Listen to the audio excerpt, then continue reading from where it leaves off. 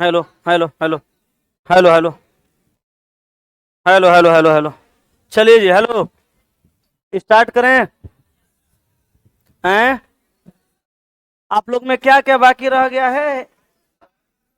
अरे बैठो ना रे जल्दी। चैप्टर तो बाकी नहीं है, जैसे आज तो ये खत्म हो जाएगा। विषय कौन कौन सा बाकी है? इंग्लिश ना, पॉलिटी और इंग्लिश। बैठो। सुन नहीं सुन रहा रे? आ जाए। पैसा वसूल रहा है। देखिए सुनिए, दो चैप्टर बचा है। एक चैप्टर में जान नहीं है, 10 मिनट में खत्म होगा। दूसरा चैप्टर समझा देते हैं, बना लीजिएगा। आज आपका ये रीजनिंग खत्म हो रहा है। आज रीजनिंग खत्म हो जाएगा। कल से आपके बैच में इंग्लिश लग जाएगा इसी टाइम में। जिस टाइम में आप 12 से 1 रीजनिंग पढ़ते थे, उस टाइम में इंग्लिश लग जाएगा। पॉलिटी इंग्लिश के बाद। पॉलिटी अभी नहीं लगेगा, अभी इंग्लिश लगेगा कल से, ठीक है? तो कल से 12 से 1 में क्या लगेगा? इंग्लिश लगेगा। अभी जो टॉपिक बचा हुआ है हम उसको देख लेते हैं, ठीक है? चलिए। वैसे आपका बैच कल ही खत्म होना था, मेरा तबीयत हो गया था कल थोड़ा एकाएक खराब, जिस वजह से हम नहीं ले पाए। आपका बचा होगा एगो डिसीजन मेकिंग, एगो काउज एंड इफेक्ट। तो हम आपको पहले सिखा देते हैं डिसीजन मेकिंग। डिसीजन मेकिंग को हिंदी में कहा जाता है निर्णय लेना। अच्छा, निर्णय लेने का मतलब क्या हुआ ये बताइए। निर्णय लेने का मतलब कि किसी भी बात पर, किसी भी कथन पे आप क्या निर्णय ले रहे हैं, क्या डिसीजन ले रहे हैं। जो उचित होगा वही ना डिसीजन लीजिएगा। तो निर्णय लेना को हम लोग डिसीजन मेकिंग बोलते हैं। इंग्लिश में डिसीजन मेकिंग, हिंदी में निर्णय लेना। इसमें जो सवाल आएगा किस तरह से और कैसे बनाएंगे, दो गो सवाल समझिए, सारा सवाल आप खुद बनाने लगिएगा। गौर फरमाइए।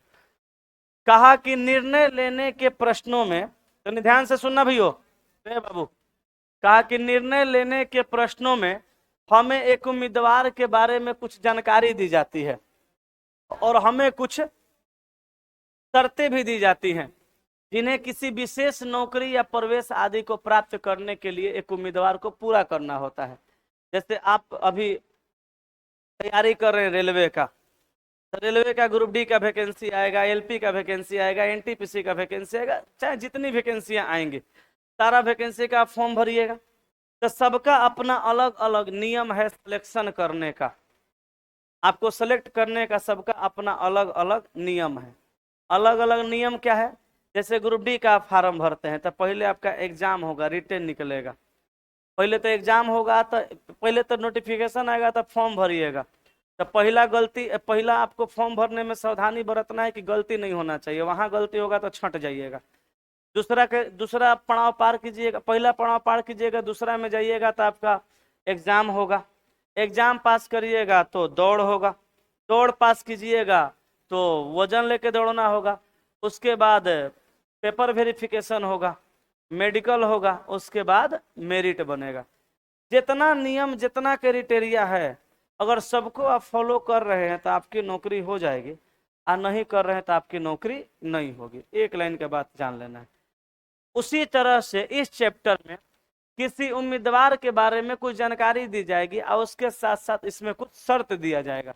क्योंकि ये जो इसमें जो क्वेश्चन आता है वो सरकारी नौकरी से रिलेटेड नहीं, प्राइवेट नौकरी से रिलेटेड आता है। इसमें आपको किसी विशेष नौकरी या प्रवेश आदि को प्राप्त करने के लिए जानकारी दी जाएगी और शर्त दिया जाएगा। शर्तवा को ध्यान में रख के और जो जानकारी चाहिए उसको ध्यान में रख के अब आपको डिसीजन लेना है कि किसका कौन सा आंसर चुनना है, कौन सा आंसर नहीं चुनना है। जिस सवाल पे चलेंगे तो सब क्लियर होगा। कहा कि यदि कोई उम्मीदवार, हेलो, यदि कोई उम्मीदवार दी गई शर्त को पूरा करता है तो वह चयनित हो जाता है। ऐसे सवालों में हमें कुछ अतिरिक्त शर्तें भी दी जाती है जिन पर ध्यान देना होता है। जब आधारभूत शर्तें पूरी नहीं होती है तब, जैसे कहने का मतलब है कि यदि कोई उम्मीदवार दी गई शर्त को पूरा कर लेता है, कोई उम्मीदवार है दी गई शर्त को पूरा कर लेता है तो वह चयनित हो जाएगा। अगर ऐसे सवाल में जैसे जितना शर्त है चयनित करने के लिए वो पूरा कर दिया तो चयनित कर लेना है, और उसके अतिरिक्त अगर कोई और शर्त दिया है तो उस शर्त को ध्यान में रखना है, तब जाके सवाल बनाना है। वही बात लिखा है, कहा उदाहरण के द्वारा समझते हैं। चलिए यहाँ समझिएगा। 1 से 5 के लिए निर्देश दिया है कि निम्नलिखित जानकारी का ध्यान पूर्वक अध्ययन करें और नीचे दिए गए प्रश्न का उत्तर दें। ठीक है। कहा कि एक संगठन में विपणन प्रबंधक का चयन करने के लिए निम्नलिखित शर्त है।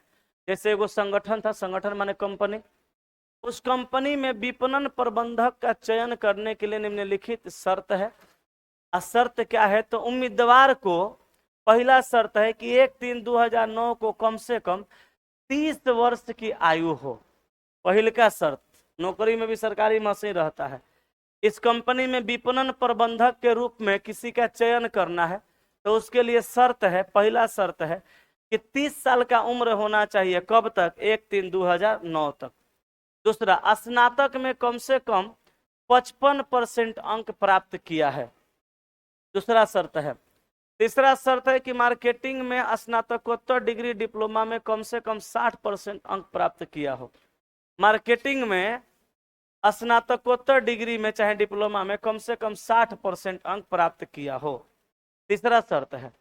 चौथा शर्त है कि किसी संगठन के मार्केटिंग डिवीजन में कम से कम 5 साल का कार्य अनुभव हो। किसी संगठन के मार्केटिंग डिवीजन में कम से कम 5 साल तक काम किया रहेगा, अनुभव रहेगा तब। उसके बाद 5वां में लिखा कि चयन प्रक्रिया में कम से कम 45% अंक प्राप्त किया हो।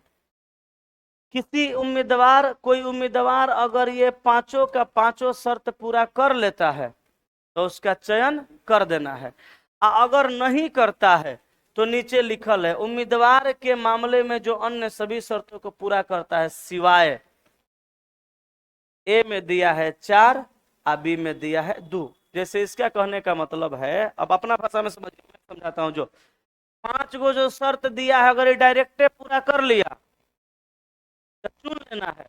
अगर 5 गो में 4 गो पूरा किया, आई चौथा को पूरा नहीं किया, 5 गो में पहला, दूसरा, तीसरा, 5वां को पूरा किया, चौथा को पूरा नहीं किया, लेकिन उप विपणन प्रबंधक के रूप में कम से कम 2 साल की योग्यता के बाद का अनुभव है तो इस मामला को जीएम कर्मी को भेजा जाना है। कहने का मतलब है कि चौथा में शर्त दिया था कि किसी संगठन के मार्केटिंग डिवीजन में कम से कम 5 साल का काम किया है, ये शर्त को पूरा किया, ये भी शर्त को पूरा किया, ये भी शर्त को पूरा किया, ये भी शर्त को पूरा किया। और किसी संगठन के मार्केटिंग डिवीजन में 5 साल का काम नहीं किया है, लेकिन उसके बदला में उप विपणन प्रबंधक के रूप में कम से कम 2 साल का योग्यता के बाद, 2 साल की योग्यता के बाद का अनुभव है, माने 2 साल की योग्यता लेने के बाद का अनुभव है। किस मामला में? उप विपणन प्रबंधन के पोस्ट पे, इस मामला में। अब ऐसा कंडीशन होगा तो इसका चयन नहीं किया जाएगा, इसका मामला जो है जीएम कर्मी को भेज दिया जाएगा। अब जीएम कर्मी जो होगा अपना समझेंगे क्या करना है। बात बुझाया कि नहीं बुझाया? नहीं समझे? हम समझाते हैं। पढ़ाने से पहले 3 साल तक हम बड़ी भटके हैं, इधर उधर इधर उधर, 2.5-3 साल तक बेहतर जिंदगी की तलाश में भटकते भटकते भटकते भटकते हम चले गए दिल्ली से हरियाणा। हरियाणा में कहाँ? गुड़गांव। गुड़गांव में कहाँ? आईएमटी मानेसर, नाम सुने होंगे, इंडस्ट्रियल एरिया है। वहां पे इसलिए गए कि जमशेदपुर में जब हम पढ़ाई करते थे तो वहां पे कुछ मित्र लोग मेरे थे, उसमें से एगो मित्र वहीं पे जा करके इंजीनियरिंग किए हुए थे, कंपनी में काम कर रहे थे, अच्छी खासी सैलरी थी, उनसे संपर्क में थे। हम बोले हम भी आना चाहते हैं, बोले आ जाइए। हम वहां पे गए तो उनसे बोले कि भाई मेरा भी कहीं काम लगवा दीजिए। तो वो जा रहे थे ड्यूटी, हमको बोले कि दीपक जी एक काम कीजिएगा कि आप निकलिएगा मार्केट में, अपना एगो बढ़िया रिज्यूम बनवा लीजिएगा, अब हर दिन तो रूमे पर बैठा रहिएगा, ठंडा का दिन है, आराम से इंडस्ट्रियल एरिया है, चारों तरफ कंपनी है, किसी भी रोड में घूमते घूमते जाइएगा। यहाँ पे बड़ा आसान नियम है, जिस कंपनी में आदमी की जरूरत होता है उसके लोग वैकेंसी निकाल देता है, गेट पे जो आदमी जाता है उसको अपना वहां जाए के इंटरव्यू वगैरह देगा, जो भी होगा वो अपना ले लेता है, डायरेक्ट यहाँ काम लग जाता है। आप आज भर घूम के देख लीजिए, अगर कहीं नहीं लगता है तो हम कल आपको लगवा देंगे। हम बोले ठीक है। तो अपना ड्यूटी चले गए, हम बाहर निकले, एगो रिज्यूम बनवाए, 45 गो रुपया लिया। ओकरा बाद एगो रोड में ऐसे ही घूमते टहलते जा रहे थे, नजदीके में था, निकलते जा रहे थे, एक्सपोर्ट का कंपनी था रिचा एंड कंपनी, उसका नाम था रिचा एंड कंपनी, विदेशी प्रोडक्ट बना रहा था, कपड़ा वगैरह पहनने वाला इंसानों का। गए गेट पे, तो गेट पे गए तो पता चला कि वैकेंसी चालू है, लोग का आना जाना लगा है, लोगों को ले रहा है। तो हम भी रिज्यूम गेट पे जमा कर दिए। रिज्यूम गेट पे जमा हुआ, सबका रिज्यूम देख रहा था, मेरा भी रिज्यूम देखा। तो रिज्यूम पे क्वालिफिकेशन सब कुछ था, लेकिन एक्सपीरियंस तो कुछ नहीं था। तो बुलाया गया हमको, गेट पे गए, तो बोला कि क्या करेगा। तो हम बोले कि जो कहिएगा वो कर देंगे। बोला अंदर आओ। अंदर गए, अंदर गए तो रिज्यूम को आगे एगो टेबल पे भेजा। तो वहां गए तो देखा कि रिज्यूम देखा, तो रिज्यूम में कोई एक्सपीरियंस था नहीं। तो बोला कि क्या करोगे। हम बोले सर कुछ भी कर लेंगे। बोला कटिंग करने आता है। नहीं। बोला सिलाई मशीन चलाने जानते हो, सिलने आता है। हम बोले नहीं। बोला पैकिंग करने। हम बोले नहीं। बोला तब क्या करोगे। जैसे उसमें काम था कि कपड़ा कटिंग करना, हमरा आता नहीं था, मशीन से कटिंग करना था। उसके बाद उसको सिलना था, वो नहीं आता है। उसको पैकिंग करना था, वो नहीं आता है। तो बोला तब करोगे क्या।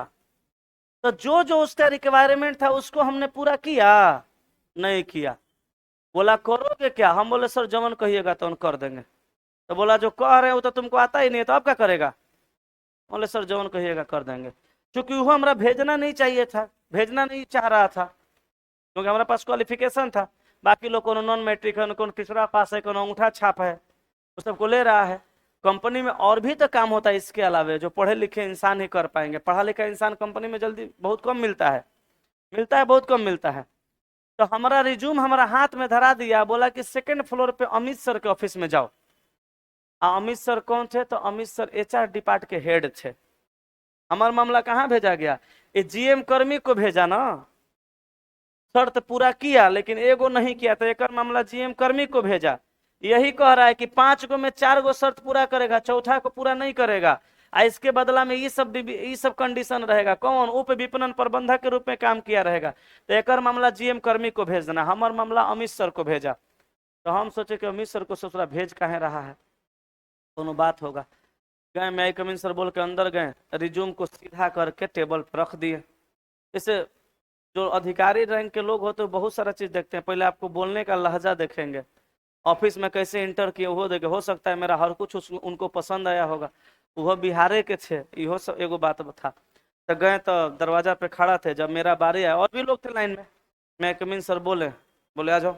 गए, जैसे ले जाते तो रिज्यूम डायरेक्टर रख देते ना, ऐसे रिज्यूम दे देते, हाथ में देते, लेकिन नहीं, हम रिज्यूम को उनके तरफ करके उनके टेबल के आगे अच्छे से रख दिए, और रख कैसे करके खड़ा हो गए।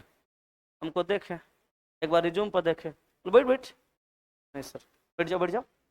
एक बार बोले बैठ बैठ, नहीं सर ठीक है, अरे बैठ जाओ, ऐसे बोले। दोबारा बोल रहे तो बैठ गए, बैठ गए। रिज्यूम देखा, हम बोले हाँ भाई क्या करोगे, कुछ तो है नहीं इसमें। हाँ सर इसीलिए आपके पास भेजा गया है। तो बोले कि अच्छा रुक सोचते हैं। फिर रिज्यूमा दे दिए, बोले कि एक काम करो, तुम ग्राउंड फ्लोर पे चल जाओ, स्टोर में काम कर लेगा स्टोर में। हाँ सर। बोले कि जाओ वहाँ काम समझा देंगे, बोलना अमित सर भेजे हैं। स्टोर में गए तो वहाँ हरेंद्र सर एगो थे, एक नंबर के घुमकड़ू आदमी। घूमता इसलिए था कि वो था हरियाणवी, हरियाणा का, और जिस कंपनी में वो काम करता था वही कंपनी में एक आदमी और काम करता था, लेकिन वो कंपनी में नहीं करता था, वही कंपनी का जो दूसरा ब्रांच था उसमें करता था, नहीं करती थी उसकी गर्लफ्रेंड। वो करता था क्या कि भर दिन ई कंपनी से वो कंपनी, वो कंपनी से वो कंपनी, आ कंपनी का जो जीएम था उसका बड़ा भाई था। अब एकरा कोई डांटता नहीं था, आई स्टोर के मैनेजर था। तो हम गए ना, तो एकरा इंतजार था कोनो आदमी का कि जल्दी आए कि ओकरा काम सौंप के हम अपना भागे, आ हेल्पर भाग गया था। हम गए तो हमरा रखा रिकॉर्ड कीपर में, जाते जाते बोला, हम बोले कमिन सर, बोला आ जाओ। हम बोले अमित सर भेजे, बोला बैठ बैठ बैठ, कुर्सी दिया हमरा बैठने के लिए। ससुरा कौन काम है रे, कुर्सी दे रहा है। बैठे कुर्सी पर, आ 2 दिन में हमरा सारा बात समझा दिया। बोला कर लेगा, हम बोले हाँ जा। भर दिन घूमता था, हमने भर दिन अपना काम कर देते थे, आराम से बैठल बैठल काम था। तो मेरे पास कुछ भी नहीं था, हम उनकी क्राइटेरिया को पूरा नहीं किए, लेकिन हमारा पास जो था उसके लिए हमारा भेजा गया कहाँ, मैनेजर के पास, फिर स्टोर में। माने कोनो काम नहीं जानते थे, फिर भी पढ़ाई लिखाई के बल पे रिकॉर्ड कीपर में काम लग गया। सेमी स्किल्ड में, एगो अनस्किल्ड था, एगो सेमी स्किल्ड था, एगो स्किल्ड था। तो सिलाई उलाई वाला का पेमेंट ज़्यादा था, वो लोग स्किल्ड में आ रहा था। अनस्किल्ड वाला आदमी सब हेल्पर में जाता था, हम सेमी स्किल्ड में गए थे। हम भी मैनेजर बन जाते 5 महीना के बाद, तो स्किल्ड में चलाते, हमारा सैलरी हो जाता 60-65 हज़ार वहाँ पर भी, लेकिन हम भाग गए वहाँ से। 1 महीना 22 दिन काम करके चल दिए। तो कहने का मतलब ये है कि कंडीशन पूरा हो जाएगा तो कर देना है, और नहीं होगा तो जैसे कहेगा वैसे कर देना है। जैसे चौथा मामला पूरा नहीं करेगा तो कहाँ भेजना है, जीएम कार्मिक को। अब बी में कहा दूसरा को, जैसे पहला और तीसरा और चौथा पांचवा पूरा करेगा, दूसरा पूरा नहीं करेगा कहा। लेकिन मार्केटिंग मैनेजमेंट में जैसे यहाँ स्नातक में कम से कम 55% अंक होना चाहिए, स्नातक में 55% अंक नहीं होगा, लेकिन मार्केटिंग मैनेजमेंट में स्नातकोत्तर का डिग्री डिप्लोमा में कम से कम 65% अंक प्राप्त किया है, तो इस मामला को वाइस प्रेसिडेंट विपणन को भेजा जाना है। कहने का मतलब है कि सब कंडीशन पूरा कर दिया, इसको स्नातक में चाहिए 55%, बेचारा के आया है 54%, तो इसको छांटना नहीं है। अगर 54% आया है इसके बदला में ये काम ही कर लिया है, अगर ये नहीं किया है तब कोई दिक्कत नहीं है, अगर छांट दीजिए। लेकिन यहाँ 55 से कम आया है और उसके बदला में ये है, तो इसका मामला कहाँ भेज दीजिएगा, वाइस प्रेसिडेंट विपणन को भेजा जाना है। अब सवाल पे ये समझ में आ जाएगा, ये ऑप्शन है। अच्छा, ऑप्शनों में लिखल है उम्मीदवार का चयन किया जाना है तो ए मारिए, नहीं किया जाएगा, उम्मीदवार का चयन नहीं किया जाना है तो ए मारिए, चयन किया जाना है तो 2 मारिए, डेटा निर्णय लेने के लिए अपर्याप्त है, बुझाइए नहीं आपको क्या करे तो 3 मारिए, मामला वाइस प्रेसिडेंट विपणन को भेजिएगा 4 मारिए, और जीएम कर्मी को भेजिएगा तो ऑप्शन 5 मार दीजिए। ठीक है, अब आ जाइए आप सवाल पे। कहा कि नवीन मराठे का जन्म 8 अप्रैल 1975 को हुआ। तो देखिए था, नवीन मराठा का जन्म 8 अप्रैल 1975 को हुआ, तो उस डेट तक, किस डेट तक, इस डेट तक 2009 तक 30 साल का हुआ कि नहीं हुआ, हो गया। तो उम्र पार हो गया इसका, उम्र इसका मिल गया, उम्र 30 साल चाहिए था, उम्र मैच कर गया, पहला शर्त पूरा हो गया। दूसरा, उन्होंने मार्केटिंग में स्नातक और स्नातकोत्तर दोनों में 60% अंक प्राप्त किया है। चाहिए था कितना, 55 है, किया कितना, 60। दूसरा कंडीशन भी पार। तीसरा देखिए, वे मार्केटिंग में अपनी स्नातकोत्तर पूरी करने के बाद एक संगठन के मार्केटिंग डिवीजन में पिछले 6 वर्षों से काम कर रहे हैं, तीसरा कंडीशन पार। 5 साल चाहिए था, 6 साल है, और उन्होंने चयन प्रक्रिया में 50% अंक हासिल किया, चाहिए था 45%, सारा कंडीशन पार कर गए। जो रिक्वायरमेंट था सब पूरा कर दिए। अब यहाँ पे उत्तर बी दे दिया है, इस प्रश्न में नवीन सभी आधारभूत शर्त को पूरा करता है, इसलिए उसे चुना जाना है। अच्छा, एकरा में देखिए दिया है ए, नहीं चुना जाना है। कहा है कि दिव्या कोहली 65% अंक के साथ मार्केटिंग में स्नातकोत्तर डिप्लोमा पूरा करने के बाद एक संगठन के मार्केटिंग डिवीजन में पिछले 5 वर्षों से काम कर रही है, 2 शर्त पूरा हुआ। स्नातक में 55% अंक, यो सही है। चयन प्रक्रिया में 50% अंक प्राप्त किया, यो सही है। 79 में जन्म हुआ, उम्र भी पूरा नहीं हुआ, लिखियो दिया है। प्रश्न में आधारभूत शर्त 2, 3, 4 और 5 संतुष्ट है, लेकिन दिव्या 1 मार्च 2009 को कम से कम 30 वर्ष की नहीं है, इस प्रकार एक का उल्लंघन किया जाता है, इसलिए उनका चयन नहीं होगा। यही आपको डिसीजन लेना है कि हमको क्या करना है क्या नहीं करना है। क्लियर हुआ कि डाउट है? अब एग्जाम्पल और भी 3 गो है, एग्जाम्पल 3 गो छोड़ देते हैं, रूम पर बना लीजिएगा, हम आपको सवाल पे लेके आते हैं। आ जाइए। एक संस्था में कृषि अधिकारी की भर्ती करने के लिए निम्न शर्त लागू है। कृषि अधिकारी का एगो संस्था में भर्ती करना है, उसके लिए निम्न शर्त लागू है। शर्त क्या क्या है? कम से कम 65% अंक के साथ कृषि ग्रेजुएट हो, कम से कम 65% अंक के साथ कृषि में क्या होना चाहिए, ग्रेजुएट होना चाहिए, पहला। कम से कम 50% अंक के साथ चयन परीक्षा उत्तीर्ण करे। तीसरा शर्त, साक्षात्कार में कम से कम 45% अंक प्राप्त करे। चौथा शर्त, 1/11/1995 को या उसके बाद हुआ हो। उसका जन्म 1/11/1995 को या उसके बाद हुआ हो, लेकिन 1/11/1984 के बाद न हुआ हो। अब पांचवा शर्त, ग्रामीण इलाका में काम करने के लिए तैयार हो। अब इस सवाल को समझिए। आगे कहा, यदि उम्मीदवार ऊपर उल्लिखित शर्त को पूरा करता हो सिवाय एक के। एक में क्या है, 65% अंक के साथ कृषि में ग्रेजुएट। अगर 65% अंक के साथ कृषि में ग्रेजुएट नहीं है और पोस्ट ग्रेजुएशन पास किया है, तो उसका मामला वाइस प्रेसिडेंट को भेजा जा सकता है। जैसे ओकरा ग्रेजुएशन में 65% नहीं आया, कम में आया है, लेकिन पीजी कर लिया है, तो एकरा छांटना नहीं है। एक मामला कहाँ भेजिएगा, वाइस प्रेसिडेंट को। वाइस प्रेसिडेंट को जो मन करेगा वो कर लेंगे, ठीक है। इससे हमारा मामला कहाँ गया था, अमित सर को, एचआर डिपार्टमेंट हैं। हम भी शर्त पूरा नहीं किए थे, लेकिन उसको लगा कि पढ़ा लिखा आदमी है, इसको दूसरा काम में लगा देते हैं। तो ये भी 65% अंक के साथ पास नहीं किया, 64% अंक आया है, लेकिन पीजी कर लिया है, तो ओकरो जहां मन करेगा तहां लगा देंगे। अच्छा, दूसरा में कह रहा है 3। तीसरा में क्या है, साक्षात्कार में 45% अंक चाहिए। अगर साक्षात्कार में 45% नहीं आता है, लेकिन उसे चयन परीक्षा में 60% या उससे अधिक अंक और साक्षात्कार में कम से कम 40% अंक मिला है, तो ओकर मामला कहाँ जाएगा, मुख्य महाप्रबंधक को, ठीक है। चलिए अब आइए सवाल पे। ऑप्शन भी दे दिया।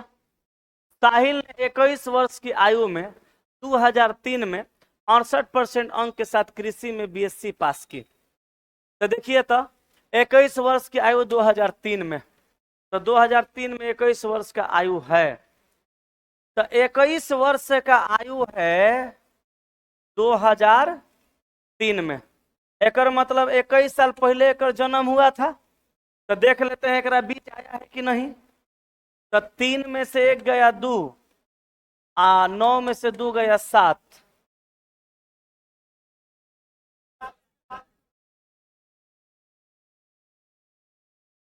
आए 2003 में 21 वर्ष का हुआ है, तो कैसे उम्र निकलेगा,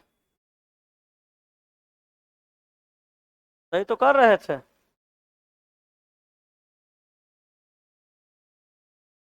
तो कहाँ 1984 के बाद होगा, जैसे 2003 में ये आदमी हुआ है 21 साल का, 21 साल पहले ना जन्म हुआ था, तो जन्म इसी में से कोनो साल के बीच में होना चाहिए ना। 21 साल घटाएंगे, 3 में से 1 गया 2, 9 में से 2 गया 7, यहाँ बचा 9, हाँ 10 में से 2 गया 8, यहाँ हो गया 9, 1982। तो 75 से 84 के बीच में 1982 आया, उम्र ठीक है। अच्छा, उसके बाद 68% अंक के साथ कृषि में बीएससी, तो कृषि में बीएससी किया 68% अंक के साथ, 65 चाहिए था, इहो सही है। इहो सही है। अगला कंडीशन क्या है, वह कृषि में पोस्ट ग्रेजुएशन कर रहा है जो मई 2006 में पूरी होगी, एक से कोनो मतलब नहीं है। उसे चयन परीक्षा में 58%, चयन में कितना आना चाहिए था, 50, आया 58, सही है। आगे अंक और साक्षात्कार में 50% अंक मिला है, साक्षात्कार में कितना चाहिए था, 45, मिला 50। अच्छा, ग्रामीण इलाका में काम करने के लिए तैयार रहे, अब वह ग्रामीण इलाका में काम करने को तैयार है, तो क्या होगा, चयन हो जाएगा। तो चयन हो जाएगा तो आंसर मारिएगा ऑप्शन नंबर ए। अब बताइए, आगे आप पढ़ के डिसीजन ले पाइएगा कि नहीं ले पाइएगा, डिसीजन ले लीजिएगा। आज वैसे भी इस चैप्टर खत्म हो रहा है, आज आपका बैच खत्म हो रहा है, हम थोड़ो खत्म हो रहे हैं, आप भी है ये हैं। बीच में कोनो चैप्टर का कभी भी कोई सवाल फंसेगा, पूछ लीजिएगा, हम बता देंगे, ठीक है। अब कर लीजिएगा कि और बताएं, हो जाएगा पक्का। एगो और चैप्टर बच रहा है, उसको भी सीख लीजिए। और एक बात याद रखिएगा, ऑनलाइन ऑफलाइन वाले सारे विद्यार्थी से कह रहा है, कहेंगे सब लोग से कह रहे हैं ये बात, प्रैक्टिस मत छोड़िएगा। प्रैक्टिस छोड़िएगा, सब भूल जाइएगा। डेली टेस्ट चलाते हैं, ऑफलाइन ऑनलाइन में देना है, उसको दे के आप डेली रिवीजन कर सकते हैं। सैटरडे संडे तक कभी मत छोड़िए। इस सप्ताह से संडे को जो स्टार्ट करने जा रहे हैं माइंड टेस्ट, तो फिर अल्फाबेट से चालू करेंगे और फिर अंतिम तक ले जाएंगे, सब सवाल नया नया होगा, ठीक है, तो उसको ज्वाइन कर लीजिए। अच्छा, ऑनलाइन वालों के लिए फायदा वाला बात, 20 रुपया में नयका तो मिलवे करेगा, पुरनको मिल जाएगा। आप लोग ऑफलाइन वाले अगर चाहेंगे कि पुरानका हम ले लेंगे सर रिवीजन करने के लिए, तो आप लोग को भी मिल सकता है, ले लीजिएगा, नए को मिल जाएगा। कभी रिवीजन करना होगा कर लीजिएगा, कभी छूटा हुआ मेकअप करना है कर लीजिएगा, ठीक है। चलिए, इसमें और सवाल कराएं कि कर लेंगे? सब लोग बोलिए, हो जाएगा कि नहीं होगा? डिसीजन ले लीजिएगा। एगो चैप्टर और बचा है, और वो हम लोग का लास्ट चैप्टर है। कौन सा? Cause and effect. Cause and effect को हिंदी में कहा जाता है कारण एवं परिणाम या प्रभाव। जैसे आप कोनो काम करिएगा, तो काम करिएगा तो कुछ ना कुछ परिणाम होगा या कुछ ना कुछ होकर प्रभाव पड़ेगा। जैसे कहा जाता है कि इसके करने से पहले इसके का अंजाम देख लो। हम पे अगर विश्वास नहीं है तो गजनी और तेरे नाम देख लो। है? तो काउज एंड इफेक्ट को हिंदी में कहा जाता है कारण एवं परिणाम। कारण एवं परिणाम। अब परिणामे को कहा जाता है प्रभाव। जैसे कोनो काम करिएगा तो अगर परिणामों निकलेगा कुछ ना कुछ, अब प्रभावों पड़ेगा कुछ ना कुछ। इसमें जो सवाल आता है वो किस तरह का कैसे बनाएंगे, बड़ी आसानी से समझ जाना है। देखिएगा, कहा कि किसी कथन के रूप में दी जाने वाली घटना का कोई ना कोई कारण अवश्य होता है। कोनो घटना अगर घटा है तो कारण जरूर होगा, सही बात है। और साथ ही उसका कोई ना कोई प्रभाव भी अवश्य होता है। अभ्यर्थी को दिए गए कथन के कारण एवं प्रभाव में भेद करना होता है। यह एक सार्वभौमिक तथ्य है कि कोई भी घटना घटित है तो इसका कोई ना कोई कारण अवश्य होता है। साथ ही यह घटना का परिणाम भी सामने आता है। कारणों होगा, परिणामों सामने आएगा। किसी घटना का वही कारण उचित होता है जो उस घटना के लिए आवश्यक हो। माने घटना कोई और घटे या कारण कौन और बताइएगा तो सही नहीं ना होगा। सर्वमान्य हो, वैज्ञानिक दृष्टिकोण से सत्य हो तथा सभी शर्तों को पूरा करता हो। मान्यता या कल्पना पर आधारित कारण और उनका परिणाम अनुचित माना जाता है। जैसे मान्यता के आधार पर, जैसे झाड़ देने से सांप के लहर उतर जाएगा, ये मान्यता पे आधारित है, ये उचित नहीं होगा। अगर किसी को सांप काट दिया तो उसके लिए उसको इंजेक्शन दिलवाना चाहिए, मान्यता प्राप्त तथ्य है। झरवा करके सांप का लहर उतारिएगा, ये मान्यता प्राप्त तथ्य नहीं है। उदाहरणार्थ, यदि कोई व्यक्ति यह कहता है कि बिल्ली के रास्ते काट दिया, बिल्ली ने रास्ता काट दिया और कार की दुर्घटना हो गई, तो आपको यह समझाता है कि बिल्ली का रास्ता काटना कारण और दुर्घटना उस कारण का प्रभाव या परिणाम है, परंतु यह तर्क वैज्ञानिक दृष्टिकोण से उचित नहीं है। सब बात यहाँ समझा दिया है। अतः कार का दुर्घटना होना एक परिणाम है, परंतु उसका कारण बिल्ली का रास्ता काटना कभी भी उचित नहीं है। यह एक मान्यता पर आधारित तर्क है, तो ऐसा आपको नहीं चुनना है।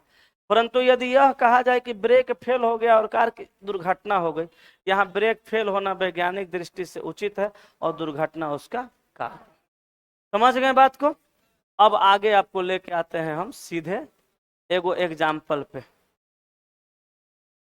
ऑप्शन पहले यहाँ देख लीजिए।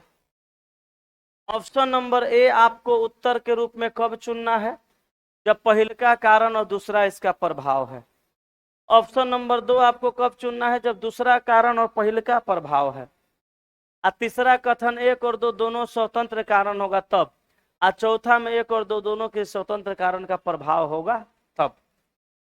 अब यहाँ आइए कथन पे। कहा इस वर्ष राज्य के प्राइवेट इंजीनियरिंग कॉलेज में बहुत सी सीटें खाली रही हैं। और दूसरा में कहा कि सरकारी इंजीनियरिंग कॉलेज इस वर्ष प्रवेश चाहने वाले सभी विद्यार्थियों का समावेश नहीं कर पाया। आंसर दिया है डी। दिए गए दोनों कथनों के बीच कोई संबंध नहीं है, अर्थात कथन 1 और 2 दोनों ही स्वतंत्र कारण के प्रभाव है। स्वतंत्र माने अलग अलग कारण के प्रभाव है, दोनों में कोई रिलेशन नहीं है। ऐसा है कि नहीं है? चलिए समझते हैं। कहा कि इस वर्ष राज्य के प्राइवेट इंजीनियरिंग कॉलेज में बहुत सी सीटें खाली रह।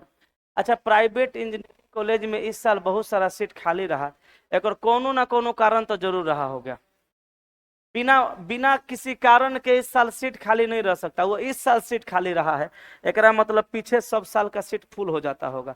इस साल सीट खाली रह गया है तो कोनो ना कोनो कारण जरूर होगा। अब कारण क्या हो सकता है? फी का ज्यादा हो जाना, उस कोर्स में करियर न दिखना, कोरोना महामारी का आ जाना जिससे लोग कॉलेज में एडमिशन नहीं कराए, नहीं गए, तो ये किसी कारण का परिणाम है।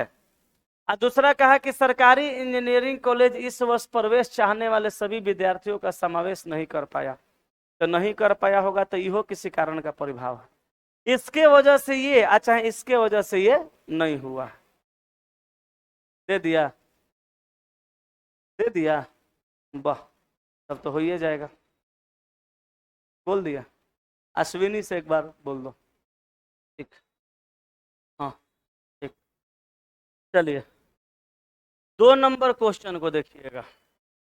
2 नंबर एग्जाम्पल को कहा कि शहर के उपनगरीय क्षेत्रों में ट्रेन सेवाएं 4 घंटे के लिए अस्त व्यस्त थी। और दूसरा में कहा कि शहर के उपनगरीय क्षेत्र में 2 स्टेशनों के बीच का ओवरहेड इलेक्ट्रिक वायर टूट गया।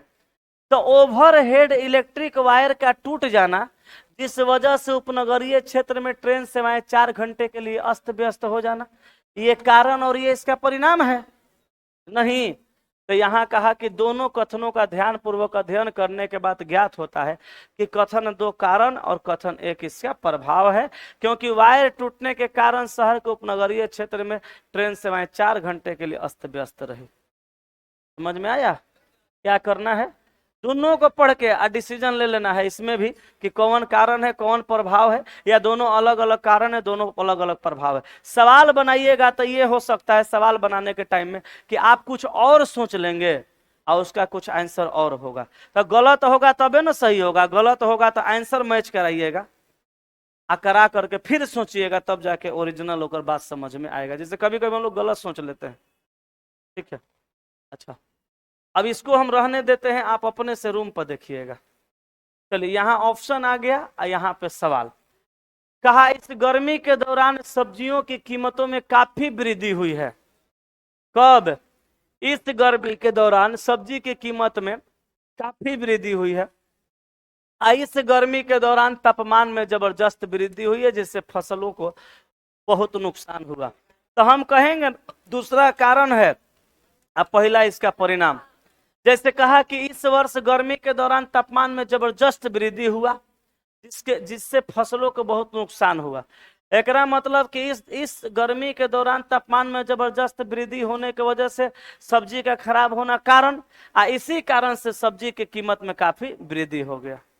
तब पहले दूसरा का कारण और पहला इसका प्रभाव। आंसर मिला के देख लीजिए, दिया होगा यदि कथन 2 कारण और कथन 1 इसका प्रभाव है। तो जैसे आप सवाल खोलिएगा तो पहले अपने से बना लीजिएगा और तब आंसर मैच करिएगा। जैसे अपने से सोच लीजिएगा बढ़िया, तो समझ लीजिए सोचने आ गया, समझने आ गया। कोनो कोनो सवाल में गलत सोच लीजिएगा तो आंसर से मैच करा के ओकरा सही सोचिएगा। अच्छा आपको लगेगा कि हम भी सही सोच रहे हैं, आंसरों गलत दिया है, तो हमरा से पूछिएगा। ये ना करना है। जैसे हम अभी यहाँ बताएंगे तो हाँ हाँ हाँ हाँ सर ठीक है, हाँ हाँ हाँ हाँ बुझा रहा है, लेकिन बहुत ज्यादा नहीं सीखिएगा, अपने से बनाइएगा तो सीखिएगा। अच्छा पुलिस ने बड़ी संख्या में लोगों की गैर कानूनी सभा को तितर बितर करने के लिए लाठीचार्ज का सहारा लिया। नागरिकों के फोरम ने पुलिस अत्याचारों के विरोध में एक आम हड़ताल की। अब क्या कहेंगे, पहला कारण और दूसरा इसका परिणाम? बोलिए कहेंगे कि नहीं कहेंगे? पुलिस ने बड़ी संख्या में लोगों की गैर कानूनी सभा को तितर बितर करने का लाठीचार्ज का सहारा लिया। मतलब बहुत सारे लोग गैर कानूनी सभा कर रहे थे, पुलिस आया पीटना चालू किया। तो गैर कानूनी सभा करना चाहे कानूनी तौर पे सभा करना, ये आम जनता का अधिकार है, ताकि सरकार अपनी मनमानी न करे। लोग यही कर रहे थे, पुलिस आया आनाधुन डंडा मारना चालू किया। तो ये भाई पुलिस का अत्याचार है। उसी अत्याचार से नागरिकों के फोरम ने पुलिस अत्याचारों के विरोध में एक आम हड़ताल किया कि भाई हम लोग धरना पे बैठे थे, डंडा मारे हैं, ये आपका अत्याचार है, हम लोग हड़ताल पे बैठेंगे। अच्छा कल मेरे शहर में लोग गए थे, बिजली विभाग का घेराव किए और हड़ताल पे बैठे थे। नेता टाइप के जो लोग थे वो बोले, उन सुने हम लगभग हल्का फुल्का कि मेरा बीपी शुगर बढ़ा हुआ है, फिर भी हम पानी अन्न तब तक नहीं खाएंगे जब तक समस्याओं का समाधान नहीं होगा। अब वहां समस्या क्या था कि बराबर प्रॉपर वे में शहर में बिजली आपूर्ति नहीं था। तो वहां पे कारण क्या होगा, बिजली आपूर्ति नहीं करना। अब परिणाम क्या हुआ, उसका परिणाम हुआ कि भाई धरना प्रदर्शन किया गया। अगर धरना प्रदर्शन पे पुलिस आके लाठी चार्ज मार देता, अब फिर लोग रोड सड़क जाम कर देते, तो अब धरना प्रदर्शन पे लाठी चार्ज मारना कारण होता, और सड़क जाम कर देना उसका परिणाम हो जाता। समझ में आ रहा? तो इसी तरह से सोचना है। और नहीं बुझाएगा तो भाई हम है ना है, फिर पूछना है। यही ऑफिस में बैठा रहेंगे कल 12 से 1, आपका इन्हें क्लास चलेगा, हम बैठल रहेंगे।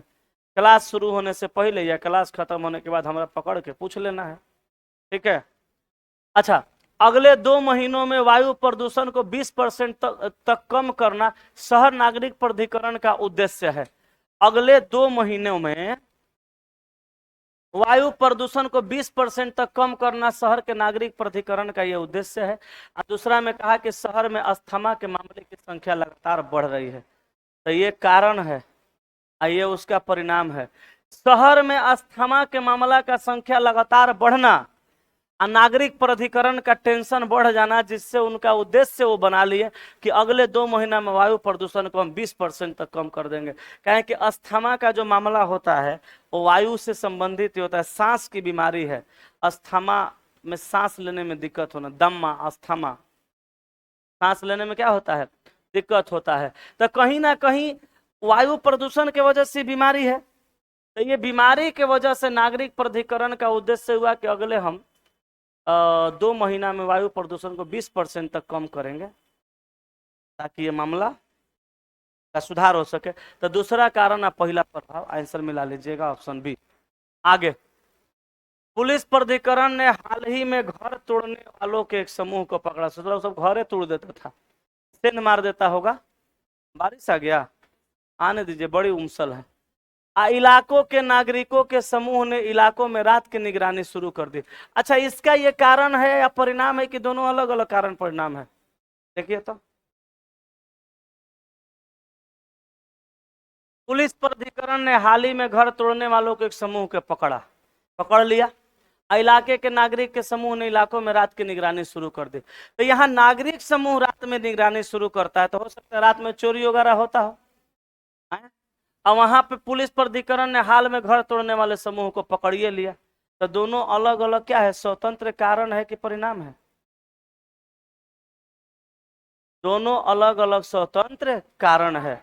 इसी वजह से परिणाम किया जा रहा है कि लोग जग रहा है रात भर और लोग ये कर रहे हैं। ठीक है, आगे 5 है।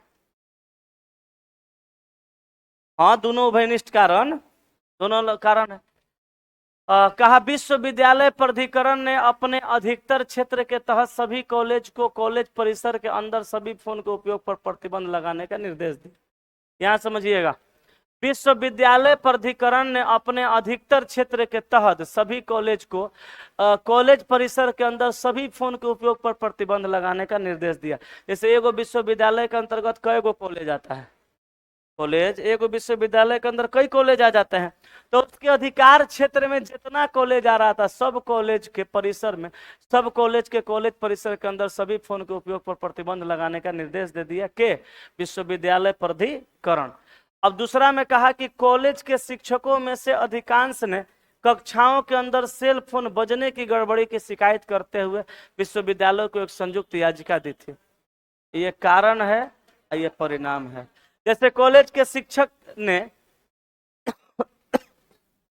कॉलेज के शिक्षक में से अधिकांश ने कक्षाओं के अंदर, जैसे लड़का सब मोबाइल लेके जाता होगा, क्लास में फोन आ जाता होगा, टीचर होता होगा डिस्टर्ब, मना करता होगा, उस टाइम मान जाता होगा, फिर वही काम कर रहा होगा। तो ये लोग क्या किया कि अंदर मोबाइल कक्षाओं के अंदर सेल फोन बजने की गड़बड़ी की शिकायत करते हुए विश्वविद्यालय को एक संयुक्त याचिका दे दिया।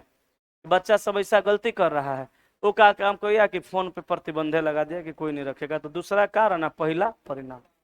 अब बताइए, आगे आप समझ पाएंगे, बना पाएंगे कि और बताएं? बना लेंगे। तो लगभग लगभग सारा लगभग क्या हम लोग अल्फाबेट से स्टार्ट किए थे रीजनिंग के फर्स्ट चैप्टर से, काउज एंड इफेक्ट कारण प्रभाव तक हम लोग सारा चैप्टर खत्म कर दिए। अब तो कोई नहीं बचा है कि कोई बचा है? अब रीजनिंग का कोई भी चैप्टर नहीं बचा। हमने सारा चैप्टर को अच्छे से कराया। आप बताइए अच्छे से किए कि नहीं किए? मेरे तरफ से पढ़ाने में कोई कमी, कोई समझाने में कोताही? अब क्या रह गया? अब रह गया आपकी जिंदगी में सिर्फ और सिर्फ रिवीजन। रिवीजन करते रहिएगा, जहां डाउट होगा हमसे पूछते रहिएगा। अच्छा, रिवीजन नहीं करिएगा तो पढ़ा हुआ चीज को फिर से भूलने की पॉसिबिलिटी बढ़ जाएगी। तो आज आपका बैच पूरी तरह से सारा चैप्टर का कॉन्सेप्ट हमने सिखा दिया, बैच पूरी तरह से समाप्त हो गया। कल इसी टाइम में आपका लग जाएगा इंग्लिश की कक्षा, इंग्लिश चालू हो जाएगा, एसके सिन्हा सर पढ़ा देंगे, ठीक है। अब बाकी आप सवाल बनाते रहिएगा, हम जो है आपके लिए हमेशा अवेलेबल है। आपको जब मेरी जरूरत पड़ेगी तब हम आपके सेवा में हाजिर रहेंगे, ठीक है। Thank you very much.